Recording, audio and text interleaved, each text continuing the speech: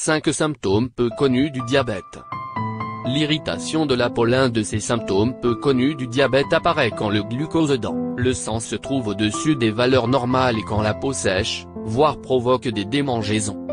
Vous pouvez ressentir des démangeaisons sur les mains, les bras, les jambes et les pieds. Si vous remarquez que votre peau est irritée ou qu'elle vous démange, vous devez savoir si cela peut être causé par le climat et non. Sinon, mieux vaut réaliser un examen du taux de glucose dans le sang. Le diabète affecte la circulation sanguine et les extrémités sont les zones les plus exposées à l'irritation de la peau. Les pellicules ou le cuir chevelu sec.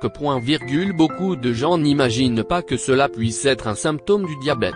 Quand vous avez un excès de sucre dans le sang, votre corps cherche une manière de l'éliminer à travers l'urine, ce qui est la marche normale des choses.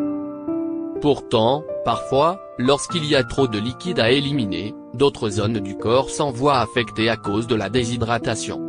Cela provoque des squames sur le cuir chevelu, ce qui peut être gênant et irritant. Cela entraîne aussi de la dermatite séborréique, également connue sous le nom de pellicule. Comme la peau est l'organe le plus grand du corps, elle peut s'étendre jusqu'au cuir chevelu.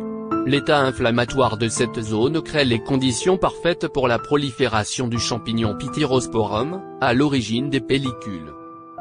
Lorsque le micro-organisme s'installe, il utilise la graisse du cuir chevelu comme aliment et a tendance à s'étendre rapidement en quelques jours, se manifestant avec de petits squames blancs.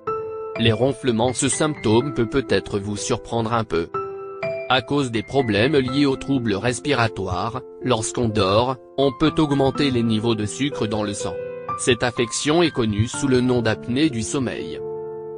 Cela peut vous sembler contraignant, mais il est préférable de prévenir ce symptôme car lorsqu'on dort, on peut libérer des hormones du stress qui augmentent en grande partie les niveaux de sucre dans le sang.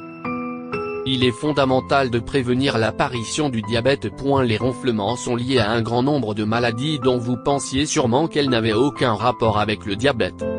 Ils peuvent pourtant être un facteur prédominant dans le développement du diabète, car ils sont provoqués par des pauses dans la respiration à cause de la détente de la musculature, ce qui rétrécit les voies respiratoires. Quand les ronflements ont lieu, l'entrée de l'oxygène dans les poumons se fait plus difficile, et cela interrompt la chaîne métabolique du glucose. Les problèmes d'audition. Savez-vous que la perte d'audition peut être un symptôme du diabète? Si vous vous rendez compte que vous devez augmenter de plus en plus le volume de la télévision car vous avez du mal à entendre ou que lorsque vous avez une conversation, vous devez demander à la personne de répéter, consultez votre médecin. Diverses études ont démontré que la perte d'audition peut être un indicateur qui avertit du diabète. Les personnes qui souffrent d'un niveau de sucre trop élevé dans le sang sont plus exposées aux lésions auditives que celles qui ont des taux de glucose sains.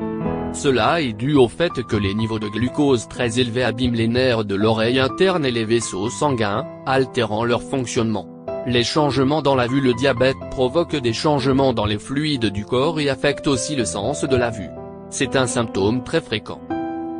Il peut arriver que certains patients, avant d'être diagnostiqués comme étant diabétiques, voient mieux. Tout d'un coup, ils n'ont plus besoin de lunettes car ils peuvent bien voir sans. Quand cela arrive, l'amélioration n'est pas permanente. Une fois que les niveaux de glucose se sont stabilisés, le patient a de nouveau besoin d'utiliser ses lunettes. Mais ne vous alarmez pas, ce n'est pas une rétinopathie diabétique. La rétinopathie diabétique obstrue les vaisseaux sanguins qui se trouvent derrière les yeux. Lors des stades précoces du diabète, l'œil n'a pas la capacité de bien se concentrer car les niveaux de glucose dans le sang sont très élevés. Cela peut faire qu'il change de forme mais cela ne signifie pas que l'on va perdre la vue à cause du diabète. Après un moment, les niveaux de sucre se stabiliseront et vous n'aurez plus de problème dès lors que vos niveaux de glucose dans le sang seront bons. Ces symptômes sont souvent négligés car ils sont généralement associés à d'autres maladies. Si vous remarquez ces changements, combinés à d'autres symptômes communs, vous devez consulter un spécialiste pour qu'il vous donne un diagnostic et un traitement adapté.